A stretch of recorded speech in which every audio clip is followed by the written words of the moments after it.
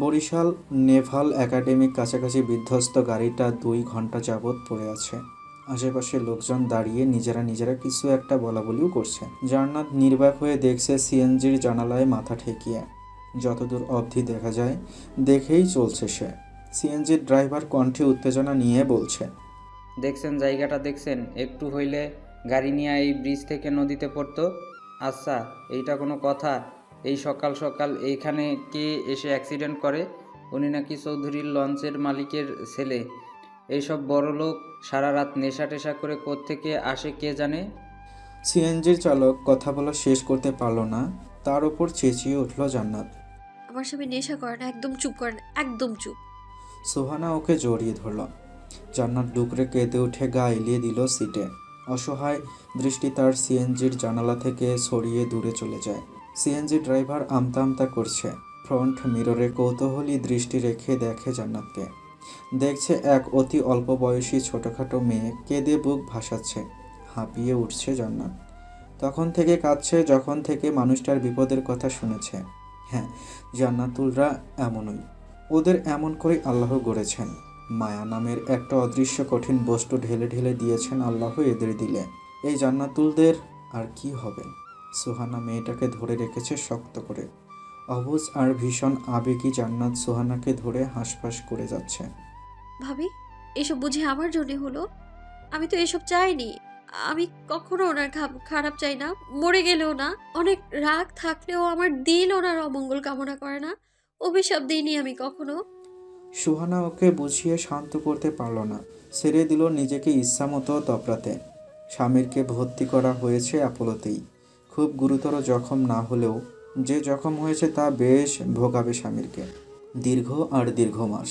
মাথায় সামান্য লাগলেও বুকের পাঁজরে লেগেছে একটু বেশি, তবে হাড় ভাঙেনি। হাড় ভেঙেছে ডান পায়ের গোড়ালির। কাঁচা মালবিহীন বিশালাকার এক ট্রাকের সাথে ধাক্কা লেগে গাড়িটা কাত হয়ে পড়েছিল বিধায় দুমড়ে মুচড়ে গিয়েছিল শরীরটা। পায়ের গোড়ালির হাড়টা ভেঙেছে খুবই বিশ্রীভাবে। অপারেশন না করালে ওই পাটা আর স্বাভাবিক হবে না কখনো। আপাতত অপারেশন সম্ভব না। ডাক্তাররা সময় নিয়ে করাতে বলেছেন। আর কিছু ছোটোখাটো আঘাত শরীরের বিভিন্ন স্থানে লেগেছে। 2 হাতে 7টা আঙ্গুলের অগ্রভাগের মাংস থেতলেছে। তবে এটা ঠিক হবে। রিজিয়া কেবিনের কাজ গলিয়ে ছেলেকে দেখছে। এইমাত্র ওটি থেকে বের করে ওখানে এনে রাখা হয়েছে। মাথার পেছনে বুকে ছোট ছোট ক্ষত সেলাই দেওয়া হয়েছে। ঘুম ও ব্যথানাশক হাই ডোজের ইঞ্জেকশনের প্রভাবে ঘুমাচ্ছে স্বামীর। আসলে চোখ মুছে রিজিয়া ডুকরে কাঁদছে। এ কার দোষে হলো? এসব কেন হলো? এই আকস্মিক শোকটা সামলাতে পারছে না মায়ের মন। জান্নাতকে দেখেই চোখের পানি মুছে চোখ মুখ কঠিন করে ফেললেন রিজিয়া। জান্নাত ওসব কিছু খেয়াল করলো না। রুহি এসে একপাশে দাঁড়িয়ে কাঁদছিল। জান্নাত গিয়ে ওকে ধরে চেঁচায়, কই উনি? উনি কই? রুহি চোখ মুছে চুপচাপ তর্জনী তুলে কেবিন দেখিয়ে দেয়। জান্নাত পা বাড়াতে পারে না সেদিকে। রিজিয়ার রাগে দুঃখে বলে উঠল, এসেছেও কেন? পা থামল জান্নাতের। জান্নাত জানতো এসব হবে তার সাথে। সে খুব জানতো। চোখের পানি মুছে শান্ত স্বরে শাশুড়িকে বলল, আসবো না? রিজিয়া জানে সে অহেতুক রাগ দেখাচ্ছে, তবুও মা হিসেবে তার মাথা ঠিক নেই। কোথাও না কোথাও সে বিশ্বাস করে স্বামীর ওভাবে রাগ দেখিয়ে গাড়ি না চালালে এসব কিছুই হতো না। তার ছেলে 18 বছর থেকে গাড়ি চালায়। যে কয়বার ছোটোখাটো অ্যাক্সিডেন্ট করেছে সবসময় স্বামীর মেজাজ ঠিক ছিল না বলে অমন হয়েছিল। বড় শ্বাস ফেলল রিজিয়া, বলল, না, আসবে না, আসার হলে যেতে না। জান্নাত কোনো জবাব খুঁজে পায় না। শাশুড়ির দিকে ছলছল চোখে তাকিয়ে আছে। রিজিয়া বলে যায়, স্বামীর মান বোঝো। আসিয়া কিন্তু ফ্রাউনের ঘর করেছিলেন, তালাক চাইনি স্বামীর থেকে। বিধ্বস্ত জান্নাত অস্ফুটে বলল, আম্মা, আপনি বলতে চাইছেন আপনার ছেলে ফেরোয়ানের মতো? ঝাঁঝিয়ে উঠল রিজিয়া। না, আমি বোঝাতে চেয়েছি মেয়েদের ধৈর্য ধরতে হয়। আমাদের এভাবেই গড়েছে আল্লাহ। ধৈর্য না ধরলে সুখ পাওয়া যায়। একটু অধৈর্য ধরলে আজ ছেলেটা এভাবে পঙ্গু প্রায় হতো। এত অধৈর্য হয়ে পড়লে যে স্বামীর জন্য একটু ভাবলেও না। আঁতকে ওঠে জান্নাত। বুকটা ডুমরে মুচড়ে যাচ্ছে। স্বামীরকে শুধু বলল, আম্মা, আপনি অবান্তর কথা বলবেন না। আমি আমার স্বামীর ভালো চেয়েছি নাকি সে কথা আমি জানি। রাজন থামিয়ে দেয় রিজিয়াকে। জান্নাত আর কথা না বাড়িয়ে ছুটে যায় কেবিনে। গিয়েই থমকে দাঁড়িয়ে যায়। চোখের সামনে দেখতে পাচ্ছে খ্যাপাটে লোকটার বেহাল দশা। যেন সারা শরীর মুচড়িয়েছে ব্যান্ডেজে। শক্ত হাতটাতে কেনুলা লাগানো। নানা পদের ঔষধ ঢুকছে শরীরে। জান্নাত দরজায় ঠেস দিয়ে দাঁড়িয়ে থাকে দীর্ঘ সময়। না না, এসব সে চায়নি। লোকটা তাকে সব না দিক, অনেক কিছুই দিয়েছে যা জান্নাত কখনো কারো থেকে পায়নি। লোকটা জান্নাতের মনের মতো স্বামী না হোক, স্বামী তো হয়েছিল। জান্নাতের অসুখ করলে ওই হাত দুটোই এসে শুরুতে তার গাল ছুঁয়ে দেখত, যেসব সে ছোটবেলা থেকে কারো কাছ থেকে পায়নি। এসব কিছু কিভাবে অস্বীকার করবে জান্নাত? জান্নাত তো নেমো খারাম নয়। সব কিছু যা তার স্বামীর কাছ থেকে পেয়েছে। তার বিপরীতে আর যাই হোক, জান্নাত বদদোয়া করেনি দুঃস্বপ্নেও। লোকটার বর্বরতায় কুঁকড়ে গেলেও করেনি, গতকালও করেনি, কখনোই করেনি। চোখের পানি আঁচলের কোণে মুছে জান্নাত এগিয়ে যায়। লোকটা ঘুমাচ্ছে বেঘরে। জান্নাত আঁতকে ওঠে বারবার থেতলে যাওয়া আঙ্গুলে ব্যান্ডেজগুলো দেখে। এই হাতটা জান্নাতকে চর মেরেছে দুবার, কিন্তু ভালো তো বেসেছে বহুবার। এই লোকটা জান্নাতকে বন্দি করেছে বর্বরতার সহিত, আবার আগলেও তো রাখত কোমলতার সহিত। দেখেনি জান্নাত? লঞ্চে আগুন লাগার সময় তো দেখেছে। লোকটার প্রথম প্রাধান্যতা ছিল জান্নাতের সুরক্ষা। দেখেছে তো সে। এসব কিছু তো ভোলেনি জান্নাত। এইসব ছোটোখাটো সব কিছু মনে রেখেছে জান্নাত। বিস্তৃষ্ণা জান্নাতের এসেছে এই সম্পর্কে। ঘৃণা তো আসেনি। ঘৃণা করার মতো বুকের পাটা নেই জান্নাতের। বড়জোর রাগ করে থাকতে পারবে, রাগ করে দূরেও চলে যেতে পারবে। তবে এই পোড়া কপালি জান্নাতারা ঘৃণা করতে পারবে না স্বামীকে। শহর ছাপিয়ে বৃষ্টি পড়ছে। 7 তলার জানালার থাই গ্লাসের বৃষ্টির ফোঁটাগুলো গড়িয়ে পড়ছে আঁকাবাঁকা নকশা কেটে। জান্নাত নির্নিমেষ দৃষ্টিতে দেখছে সেসব। তার কাছে মনে হলো ওই বৃষ্টির ফোঁটাগুলো সে নিজেই। তার জীবনের গতিপথ যেমন সে জানে না, ওই গড়িয়ে পড়া বৃষ্টির ফোঁটাগুলোও জানে না ওরা কোথায় কোথায় যাচ্ছে। শুধু যেতেই থাকছে ওরা। 24 ঘন্টা পেরিয়েছে, স্বামীর ঘুমাচ্ছেই। মাঝখানে একবার জেগেছিল, মুখে কিছু খাওয়া হয়নি তার, স্যালাইন চলছে শুধু। ডাক্তার বলেছে 24 ঘন্টা পেরোলে জাউ ভাত খাইয়ে দিতে 2 চামচ। রুহি ওর শ্বশুর বাড়ি থেকে নিয়ে এসেছে রেঁধে। এত দুর্ঘটনায় একটা বিশাল পরিবর্তন এসেছে চৌধুরী বাড়িতে। হাওলাদার বাড়ির লোকগুলো বাড়ির পুত্রবধূর মুখের দিকে তাকিয়ে মানবিকতার খাতিরে বিবাদ ভুলে ছুটে এসেছে। মোশাররফ হাওলাদার, তার বড় 2 ছেলে, আত্মীয় হিসেবে যেটুকু করার করে যাচ্ছে। শরাফত চৌধুরী নিজে অসুস্থ, স্বামীরের এই হাল। এত কিছুর মাঝে মানসিকভাবে এতটাই বিধ্বস্ত ছিলেন যে ওদের এই আন্তরিকতা পায়ে ঠেলতে পারেননি। আর যাই হোক, মানুষের দুঃসময়ে মানুষ এলে অন্তত ফিরিয়ে দেওয়া উচিত না। তাছাড়া মেয়ে তো তার ওই বাড়িতেই থাকবে। মেয়ে যেমন হোক, বাবা হিসেবে সে সেটাই করবে যাতে মেয়ের ভালোই হয়। স্বামী আর শ্বশুরবাড়ির লোক মানিয়ে রুহি যেভাবে ছোটাছুটি করছে, ওই আন্তরিকতা শরাফত চৌধুরী কিভাবে ঠেলে সরাবে? আজ যদি সে মরে যেত। যদিও বাবা আর বড় ভাই রাজন কথা বলে না রুহির সাথে, তবে 2 বাড়ির এই স্বাভাবিক সম্পর্কে রুহি খুশি অনুভব করতে পারছে না। স্বামীর জন্য দুশ্চিন্তায় নির্ঘুম রাত কাটাচ্ছে প্রত্যেকে, যেমনভাবে কাটাচ্ছে জান্নাত। রক্ত নামছে খুব। ঘন্টায় 5টা স্যানিটারি ন্যাপকিন বদলাতে হচ্ছে। ব্যথা হচ্ছে ক্রমশ অসহ্য। মনটা খাখা করছে, নামাজ আদায় করতে পারছে না তাই। শুধু দোয়া করছে স্বামীরের জন্য। স্বামীর খেতে পারেনি দেখে সেও খায়নি। রিজিয়া ছেলের বইয়ের ওপর সামান্য রাগ থাকলেও খাবার নিয়ে কম সাধছে না তাকে। জান্নাত খেতে পারছে না, শুধুই ছটফট করছে সে। আবারও টানা 12 ঘন্টার ঘুম ভেঙে যায় হঠাৎ করেই স্বামীরের। শুরুতেই চোখ মুখ কুঁচকে ফেলে বড় বড় শ্বাস নেয়। তখন এশার আজান হচ্ছিল।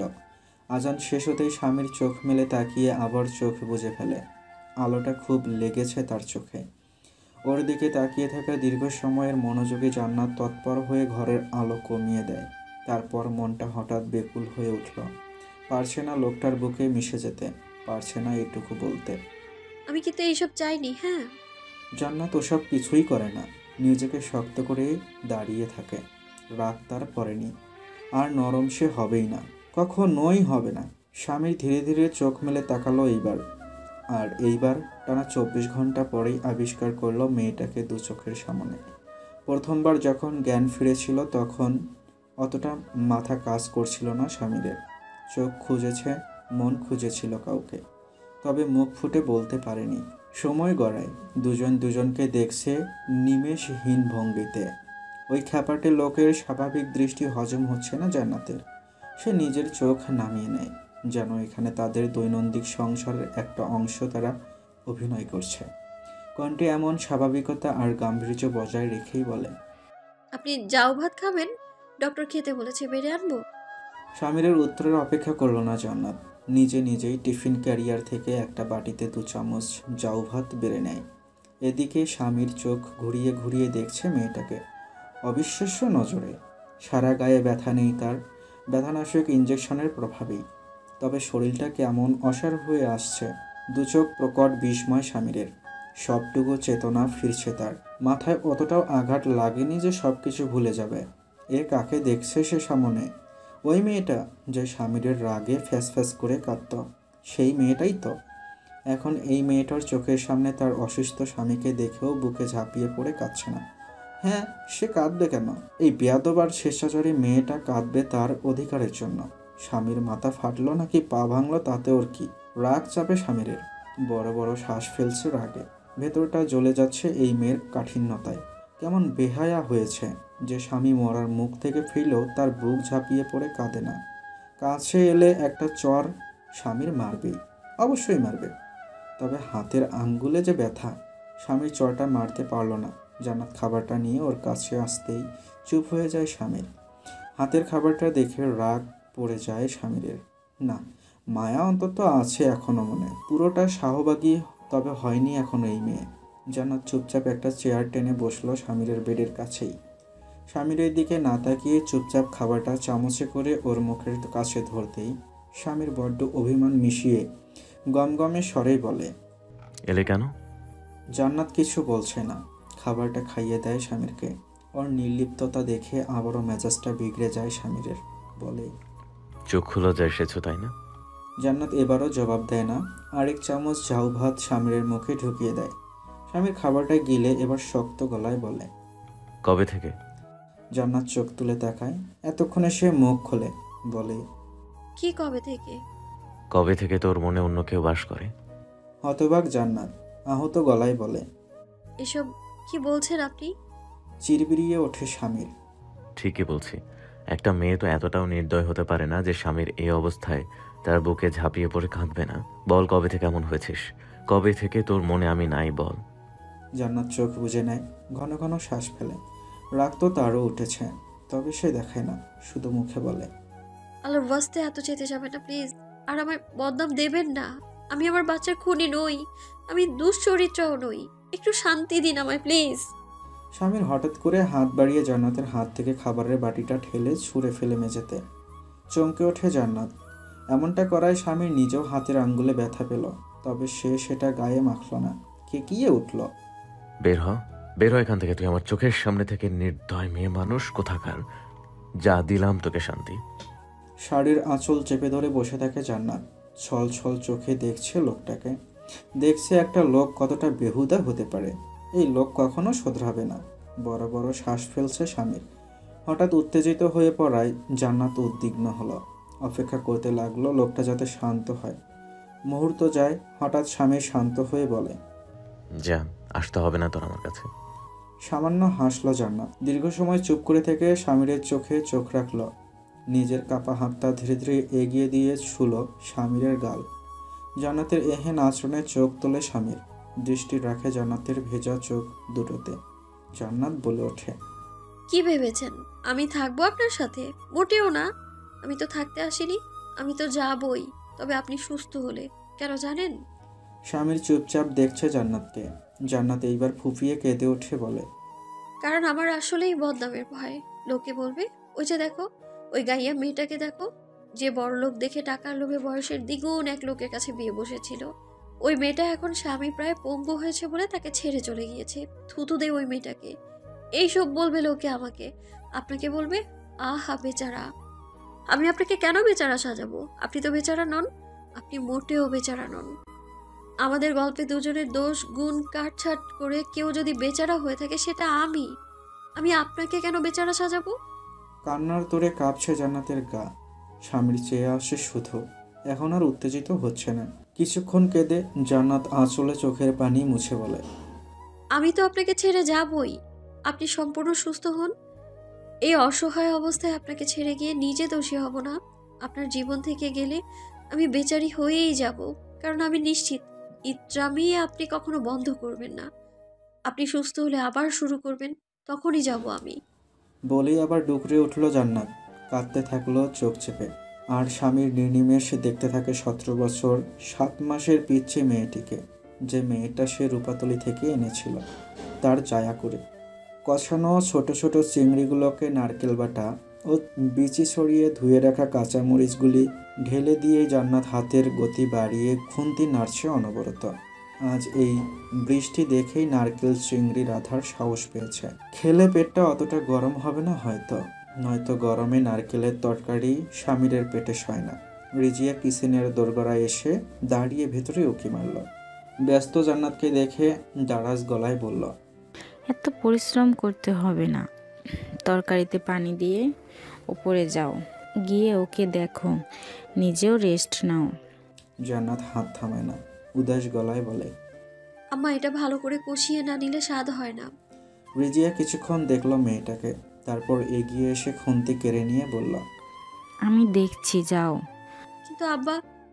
তোমার শ্বশুর ঘুমাচ্ছে এখন, তুমি যাও। ধূপধাপ শব্দ করে বাস পড়ছে আশেপাশে।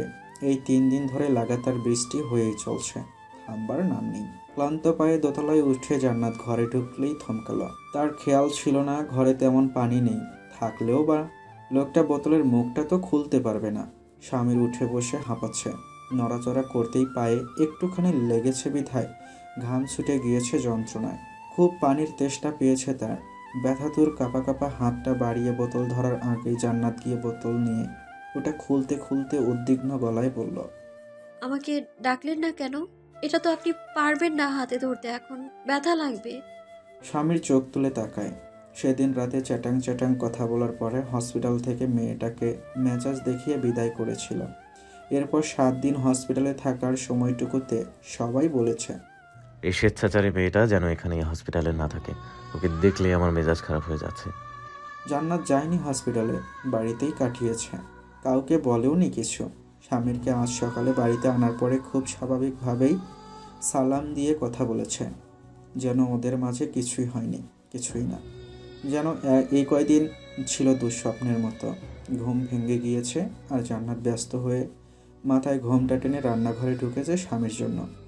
স্বামীর পছন্দের নারকেল চিংড়ি ভাজা রাখতে পানিটা খাইয়ে দিয়ে জান্নাত শাড়ির আঁচলের কোনা দিয়ে মুছিয়ে দেয় স্বামীরের গলা। পানি খেতে গিয়ে গলার কাছের টি শার্ট ভিজিয়েছে। মুখভঙ্গি থমথমে ওর। স্বামীর তেসরা নজরে জান্নাতকেই দেখছিল জান্নাতের নির্লিপ্ততা। কিছুক্ষণ দেখেই গমগমে স্বরে বলে ওঠে, ব্লিডিং কেমন এখন, কমেছে? ঘর গোছাতে গোছাতে জান্নাত জবাব দিল, হুম ব্যথা করে? হুম ওষুধ খাও। হুম শারীরিক যন্ত্রণায় আরও খিটখিটে হয়েছে স্বামীর। মৃদু ধমক দিয়ে বলল, হাম্বা কি করছো? জবাব নাই, গরু তুমি। চাপার রাগ নিয়ে ওদিকে ফিরতেই দাঁত কিরমির করে জান্নাত স্বামীরের ময়লা কাপড়গুলো ঝুড়িতে রাখে। এদিকে স্বামীর শটফটিয়ে উঠে বলে, ভাব নিচ্ছ আমার সাথে? ঘুরে তাকায় জান্নাত, নিচু গলায় বলে, সে আমার সাথী। স্বামী তাকিয়ে থাকে, চুপ হয়ে যায় এইবার। এইমাত্র বলা কথাটিতে জান্নাতের চোখে মুখে সেই উল্কা জ্বলে উঠছে। সেটা সেদিন হসপিটালেও দেখেছে, যখন জান্নাত আলটিমেটাম দিয়েছিল স্বামীর সেরে উঠলেই সেও ওকে ছেড়ে যাবে। ওই মেয়েটির এই ব্যাপারটা স্বামীরকে থিতিয়ে দেয়। ইদানিং হঠাৎ করে খুব সামান্য কিছু বলে দমে যায় স্বামীর। কথার পিঠে কেন জানি স্বামীর কথা খুঁজে পেল না। সত্যিই তো স্বামীরের সাথে ভাব দেখানোর জান্নাতের সাথে, কিন্তু এই মেয়েটি ভাব না দেখিয়েও ভাব দেখাচ্ছে। আফসোস, স্বামীর সেটা প্রমাণ করতে পারছে না। দতে দত চেপে কিছুক্ষণ বসে থেকে বলে উঠল স্বামীর, ছেড়ে যাবে সত্যি? না তো। তবে যে বলেছিলে। আমি যাব না, আপনিই বাধ্য করবেন। টেবিলের ময়লা ঝুল ঝাড়ু দিতে দিতে অকপটে জবাব দেয় জান্নাত। ওর কণ্ঠে কোনো জড়তা নেই, স্বামীর ভেতরে ভেতরে ফোঁসফোঁস করছে। উত্তেজিত হলে পায়ে ব্যথা লাগে, তাই উত্তেজিত হওয়া যাবে না। তবে এই মেয়েটার গোয়ার্তুমি মানতে নারাজ স্বামীর। এই মেয়ের সাথে সম্পর্কের সমীকরণে তার ভুল নেই মানে নেই। নিজের ভুলকে ঠিক মনে করে এই মেয়ে জিতে যাবে, এটা তো হয় না। হঠাৎ তাচ্ছিল্যের হাসি এসে স্বামীর বলে, এই অহেতুক জেদ নারীর ধ্বংসের কারণ। এটা তুমি ধীরে ধীরে টের পাবে জান্নাতুল। জান্নাতও জবাবে মিষ্টি করে হেসে বলে, অহেতুক জেদ পুরুষকেও সফলতার সিঁড়িতে পৌঁছে দেয় না। অহেতুক জেদ করলে পুরুষও ধ্বংস হয়, যেমন বউ থাকে না তাদের। জান্নাতের চূড়ান্ত বেয়াদবি বসে বসে হজম করছে স্বামীর। জান্নাত হাতের কাজ শেষ করে চুলের খোপা খুলে ফ্যান ছেড়ে দিয়ে একটু জিরোতে বসে। হাতে তার ফোনটা। গভীর মনোযোগে কিছু একটা করছে দেখে স্বামীর কৌতূহলী হয়ে কপাল কুঁচকে বলে, কি এত ফোনে? কি দেখো ওই ফোনে? আইডি খুলেছি একটা। ফেসবুকের নিউজ ফিডে আঙ্গুল চালনা করতে করতে জান্নাত জবাব দেয়। মিনিট খানেক তো স্বামীর নিজের কানকেই বিশ্বাস করাতে পারছিল না, যখন খেয়াল হলো নিমিষেই চোখ দুটো ক্রোধে ফেটে পড়তে চাইল। চপর রাগে কেঁপে উঠল। মানে আইডি খুলছিস মানে কি? তোর সাহস কি করে হয়? জান্নাত ঘাবড়ায় না স্বামীরের ধমকে, ঠান্ডা মাথা রেখে বলে, অসুবিধা কোথায়? প্রযুক্তির এই যুগে আমি কেন দুনিয়া জানবো না? কোথায় কি হলো আমি দেখবো না কেন? আমার ফোন না থাকলেও মায়ের ফোনে ওর আইডি আছে একটা। আমি তো ওরও বড়, আমারও আইডি থাকা উচিত। আমিও দুনিয়া দেখবো। তপ্ত শ্বাস ফেলে স্বামীর। হ্যাঁ দেখবি, আর সেই সাথে দেখবিও না, তাই না? পেট বের করে ছবি দিবি। খবরদার আমার অসুস্থতার সুযোগ নিয়ে কোনো সীমা লঙ্ঘন করবি না। ছবি দিয়েছিস? তুই ছবি দিছিস? হ্যাঁ দিয়েছি। কেন? ছবি দিলে অসুবিধা কি? যার আইডিতে তার ছবি তো দেওয়া উচিত। আর আপনিও তো দেন। অনেক মেয়ে কমেন্ট করে আপনাকে সুন্দর লাগছে, আপনি তো সেটা খুব উপভোগ করেন। আপনার মুখে হাসি ফোটে। মেয়েগুলোকে বকতে যান না, তাহলে বউকে কেন যক্ষের ধনের মতো লুকিয়ে রাখতে চান? পর্দা লিহাজ মেয়েদের থাকতে হয়, ছেলেদের নয় বুঝি? ছেলেদের দেখে পরনারী তুষ্ট হলে ছেলেরা সস্তা হয় না, মেয়েরাই হয়। কাট কাট গলায় কথাগুলো বলে জান্নাত উঠে দাঁড়ায়। স্বামীর যেন লাফিয়ে ওঠে জান্নাতের চুল টানতে পারলে পাছে। পায়ের যন্ত্রণায় দাঁতে দাঁত চেপে সহ্য করে হাঁপাতে হাঁপাতে বলে, তো ছেলেদের সমান সমান হতে চেয়েছিস? জান্নাত জবাব না দিয়ে ওয়াশরুমে ঢুকে ময়লা টি শার্ট দুটো ধুলো স্বামীরের। এইদিকে স্বামীর বিছানায় পড়ে থাকা জান্নাতের ফোনটা বহু কষ্টে হাতে তুলে নিতে নিতে চেঁচামেচি করে, ফেসবুকে ছবি দেয়া? আমাকে একটু সুস্থ হতে দাও। ইন্ডিয়ান সিরিয়ালের নায়িকাদের মতো এইসব সস্তা প্রতিশোধ নিয়ে একেবারে ছুটাই দিব। ওই সাহস, যে সাহসে তুমি আমার কথার অবাধ্য হয়ে নিজের ছবি দিয়েছো পাবলিকলি, ওই সাহসের কবর দেব, বেয়াদব মেয়ে। জান্নাত নিশ্চুপ নিজের কাজ করছে। স্বামীর ফোনের লকটা খুলে ফেসবুক অ্যাপ্লিকেশনে ঢুকলেই থমকালো। কিছুক্ষণ ওদিকে চেয়ে থেকে তাকালো ওয়াশরুমের দিকে। ধীরে ধীরে কঠিন মুখটা সহজ হতে চাইল। জান্নাতের অ্যাকাউন্টের প্রোফাইলে একটা গোলাপ ফুলের ছবি দেয়া। কিছুক্ষণ ওটা দেখেই ভেতর থেকে একটা স্বস্তির শ্বাস ফেলে স্বামীর। পরপর বিড়বিড় করে বলে, ফুলের ছবি কেন দিয়েছো? তুমি ফুল না তো, নিজেকে পাখি মনে করো তুমি। তোমার বৈশিষ্ট্য ফুরুত ফারুত, পাখির ছবি দিবে, চামচিকার ছবি হলে ভালো হয়। জান্নাতও কথা শুনতে পেল না। স্বামীর ব্যথাতুর হাতের আঁজলা থেকে ফোনটা নামিয়ে দৃষ্টি ঘুরিয়ে জানলা দেখে বৃষ্টি। মনটা তার বিক্ষিপ্ত হতে চাইল না। হঠাৎ ভেতরে ভেতরে মৃদু শ্বাস ফেলে। এই মেয়ের পা থেকে মাথা সব কিছুই কি স্বামীর ধর্ম আর অধিকারের দোহাই লুকায়িত রাখতে চায়? এর পেছনে তার ভালোবাসা নেই? একটা পুরুষে সে জানে আর একটা পুরুষ এক ঝলকে রাস্তায় দেখা একটা নারীকেও কখনো রাতে অবচেতন মনে বাসনা করতে ছাড়ে না। সে কিভাবে তার স্ত্রীকে সস্তা বানিয়ে ওর কল্পনার খোরাক মেটাতে দেবে? এসব ভাবলেই তো বুক পড়ে স্বামীরের।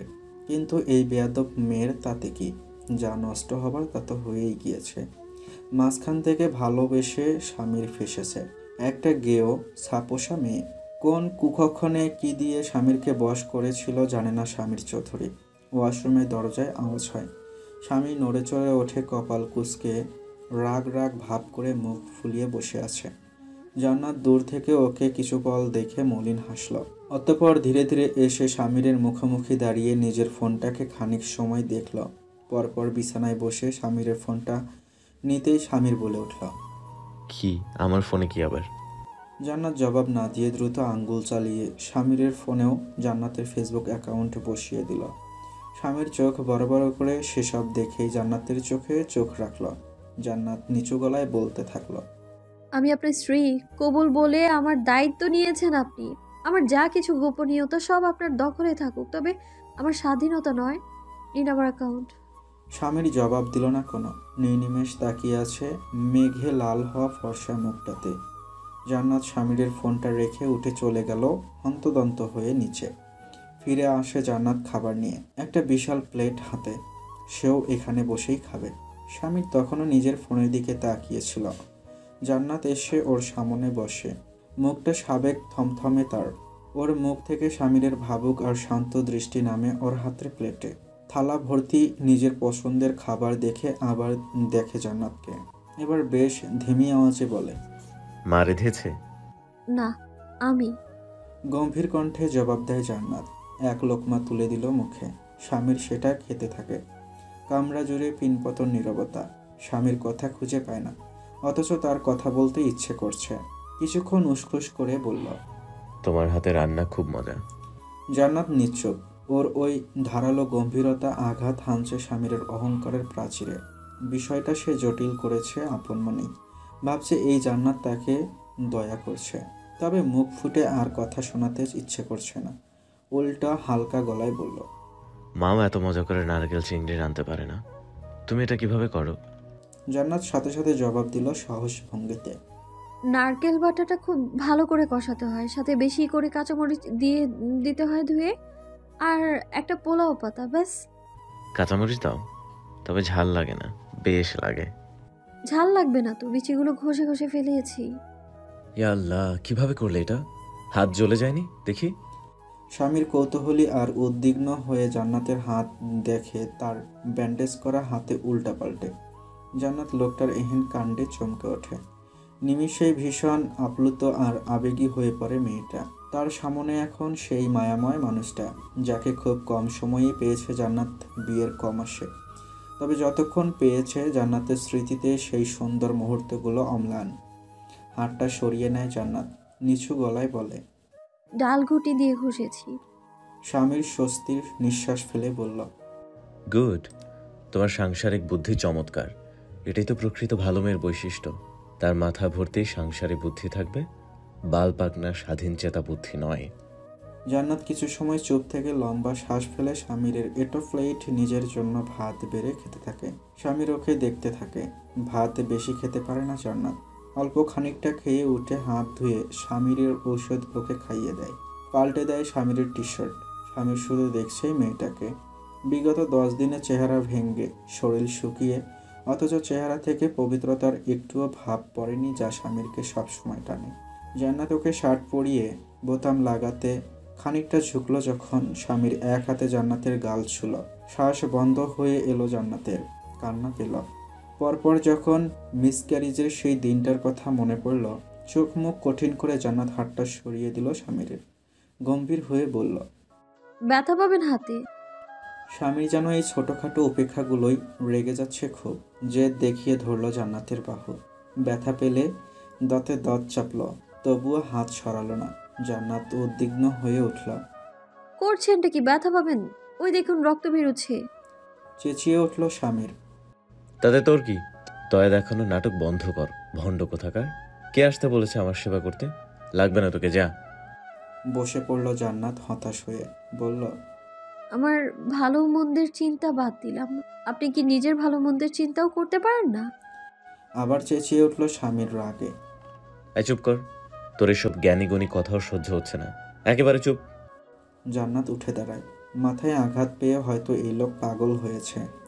এর সামনে প্রয়োজনের বেশি থাকাই উচিত না। তাই ঘর থেকে যখন বেরোতে চাইল, তখনই আবার চিল্লিয়ে ওঠে স্বামী। খবরদার এখান থেকে বেরোবি না। এখানে আমার চোখের সামনে বসে চুপ করে থাকবি, ফাজিল।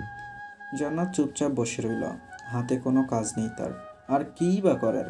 স্বামীর যেন একটু শান্ত হলো এইবার। জান্নাত কথা শুনল তাই। রাগটা দমিয়ে কঠিন চোখে চেয়ে রইল জান্নাতের মুখের দিকে। জান্নাতও তাই, যেন একে অপরের চোখের দিকে চেয়ে থাকার প্রতিযোগিতা চলছে। প্রতিযোগিতায় হার মানে স্বামীর। এর মাঝে একটা কল এলো, তাই কলটা রিসিভ করে বলল, হ্যাঁ আপু, এখন পাঠাবো? ফোনটা রেখে দিয়ে স্বামীর এবার শান্ত ভঙ্গিতে জান্নাতকে বলে, রেডি হয়ে নাও তাড়াতাড়ি, ভাবিকে নিয়ে তানিয়া আপুর চেম্বারে যাও। তোমার চেক আপ দরকার, ব্লিডিং কেমন হয় সেটা বলো। আচমকা আবারও চোখ ছাপিয়ে জল এলো জান্নাতের। উঠে দাঁড়িয়ে শাড়ি পাল্টে নিয়ে বেরিয়ে গেল পার্সাতে। আর স্বামী ঢুকলো জান্নাতের আইডিতে, কাকে কাকে বন্ধু তালিকায় যুক্ত করেছে এটা দেখতে। স্বামীর রোহিত, সোহানা, ফুল, সুরভি, সায়ন, মেধার আইডিটা দেখেই মেজাজটা বিগড়ে গেল স্বামীর। পরপর ঢুকলো ইনবক্সে, জান্নাত কার সাথে কথা বলছে সেটা দেখতে। ইনবক্সে শুধুমাত্র জান্নাতের বান্ধবীরাই ছিল, যাদের প্রত্যেককে জান্নাত একটি করে মেসেজ পাঠিয়ে রেখেছে দেখতে পেল। তোদের দুলাভাইকে বাড়িতে আনা হবে আজ, আমি ব্যস্ত থাকবো ওনাকে নিয়ে। কপাল কুঁচকে ফেলে স্বামীর। ব্যস্ত? কই ব্যস্ত থাকলো ফাজিল মেয়েটা। কথার বেলায় বহুত বাড়িয়ে বলে, যেন স্বামী সেবা করতে করতেই ওর দিন যায়, অথচ কাজ বাজ কিছুই করতে হয় না। এসে একটু পানি খাওয়ালো, ভাত খাওয়ালো, এই তেজা। ভালো মন্দ কিছু তো জানতে চাইলো না। অবশ্য কেনই চাইবে, ভালোবাসলে তো চাইতো। কখনো ভালোবেসেছে কিনা সন্দেহ। স্বামীর আর ঘাটল না জান্নাতের ফেসবুক অ্যাকাউন্টের ইনবক্স। ওপাশ থেকে ওর বান্ধবীরা যদি কোনো ব্যক্তিগত কথা বলে ফেলে জান্নাতকে, সেটা যদি স্বামী দেখে ফেলে, রুচিতে বাঁধে স্বামীর কাজটি করতে। ফোনটা রেখে দিল চুপচাপ। পরপর আবার ফোনটা তুলে তানভীরকে কল করে বলল, ভাই, সুপ্তি ভাবিকে বলেছিস একজন ম্যারেজ কনসালটেন্টের খোঁজ নিতে আমাকে? ওপাশে হাসে তানভীর স্বামীর ছটফটানি দেখে, বলে, ভাই আপাতত কয়দিন বিশ্রাম নে, তোর বউ যাচ্ছে না তোকে ছেড়ে, রিল্যাক্স। দাঁত চেপে চাপা স্বরে চেঁচিয়ে উঠল স্বামীর। তুই জানিস, আজও আমার চোখে চোখ রেখে বলেছে ও যাবেই। ভাই শোন, আমার জন্য দোয়া কর যাতে আমি সুস্থ হই না হয়। আমি সুস্থ হলে আই সোয়ার ওই মেয়ে জীবিত থাকবে না। ও যা যা করছে। আচ্ছা, দোয়া করলাম সুস্থ হোস না, এখন রাখ। আর একটু বেশি বেশি ঘুমা, অ্যান্টিবায়োটিকের প্রভাবে আরও বেশি খিটখিটে হচ্ছিস। ঘুম প্রয়োজন, ঘুম। বিকেলে একটা লম্বা ঘুম হয়েছে স্বামীর। এর মাঝে সায়ন এসে জানতে চাইল স্বামীর ওয়াশরুমে যাবে কিনা। স্বামীর থমথমে মুখে বসে আছে, বলল, তোর ভাবি আসেনি? এতক্ষণ লাগার তো কথা না আপুর চেম্বারে। কথাটা শেষ করতে পারল না, তখনই জান্নাত ঘরে ঢুকলো, হাতে একগুচ্ছ লাল শাপলা। সায়ন চলে গেল ভাবিকে দেখে। স্বামীর কিছুক্ষণ জান্নাতকে দেখছে ওর হাতের লাল শাপলা। চেঞ্জিং কর্নারে ঢুকে জান্নাত গুনগুন করে শাড়ি পাল্টাচ্ছে। पंछी बनो उड़ती फिरो मस्त मगन में, आज मैं आज़ाद हूँ दुनिया की चावन में। গান শুনে নির্বাক চেয়ে রইল স্বামীর। শাড়ি পাল্টে জান্নাত স্বামীর বিকেলের ঔষধটা খাইয়ে দিতেই স্বামীর গম্ভীর কণ্ঠে বলে ওঠে, খুব খুশি খুশি লাগছে যে? খুব ভালো লাগছে না স্বাধীনতা? জান্নাত জবাব না দিয়ে শাপলা ফুলগুলো নিয়ে স্বামীর মুখোমুখি বসল। স্বামীর বলল, এসব কোত্থেকে আনলে? নাকি আবার স্বাধীনতা পেয়ে উজিরপুর চলে গিয়েছিলে উঠতে উঠতে? চুল খোপা করে শাপলা ফুলের মালা বানাতে ব্যস্ত হয় জান্নাত। ধিমি আওয়াজে বলে, সদর রোডে গাড়ি থামিয়ে কিনলাম। একটু থামলো জান্নাত। পরপর তার সরল ভাষা ভাষা চোখ দুটো রাখলো স্বামীর চোখে, স্পষ্ট করে বলল, সত্যি বলতে এইটুকু স্বাধীনতাই আমি চেয়েছিলাম। এই হুট করে গাড়ি থেকে নেমে কিছু শাপলা ফুল কেনার স্বাধীনতা। আমার কাছে আমার স্বাধীনতা বলতে এইটুকুই ছিল, বাড়তি কিছুই না।